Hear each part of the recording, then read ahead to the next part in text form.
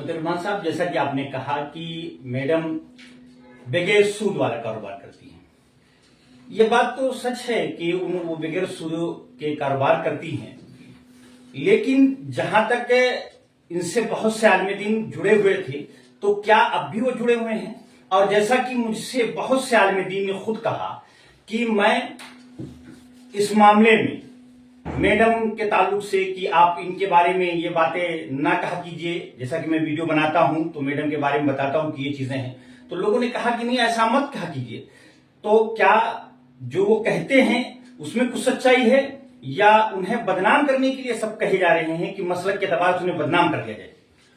एक बहुत बड़ी बहस आपने छेड़ दी है वजहुल कमर भाई। एक लंबे वक्त की जरूरत है इस पर बोलने के लिए, लेकिन मैं मुख्तसरन बताते हुए चलना चाहता हूं कि एक दीनदार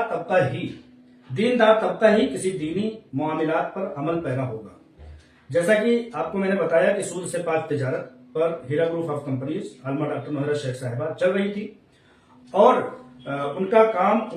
उनका नाम बढ़ रहा था। जो लोग हीरा ग्रुप ऑफ कंपनीज में शिरकत की है उसमें से आपको मैं डेटा के हिसाब से बताता चलूं तो लगभग आज भी 50% अफराद ऐसे हैं जो कंपनी में तमाम साजिश 2018 से अक्टूबर से साजिशें हुई हैं हीरा ग्रुप ऑफ कंपनीज पर, लेकिन इन सब के बावजूद आज 5-6 सालों तक कंपनी के बंद होने के बावजूद भी जो लोग शरई अहकाम पर अमल करने वाले लोग हैं वो लोग आज भी ये कह रहे हैं कि हम नफा और नुकसान में बराबर के शरीक थे, लिहाजा अब भी हम शरीक हैं। नफा हुआ तब भी हम उसके शरीककार हैं और नुकसान हुआ तब भी। लिहाजा मैं ये बताना चाहता हूं कि दीनदार तबका इस सूद से पाक तिजारत शरई अहकाम पर अमल कर पैरा होते हुए हीरा ग्रुप ऑफ कंपनीज के प्लेटफॉर्म पर विराजमान है, कायम है। लेकिन और भी जो 50% लोग हैं, चंद एक लोगों की, 1000 लोगों की या 100 लोगों की तादाद, 500 लोगों की तादाद को छोड़ दिया जाए तो वो लोग भी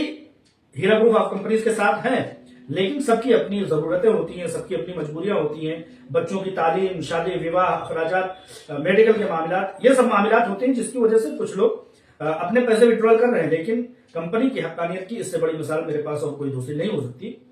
कि ये सब हो जाने के बावजूद भी जो लोग शरई अहकाम पर अमल पैरा होते हुए सूद से पाक तिजारत में हिस्सा लेते हुए बैंकों के सूदी रेशों में मुनाफा बख्श न हो करके उन्होंने इस तिजारत में पहल की, वो लोग आज भी कायम है। हाँ, अगर एक लाखों की तादाद में 200-400 लोग अगर बहक जाते हैं तो ये कोई बड़ी बात नहीं हो सकती।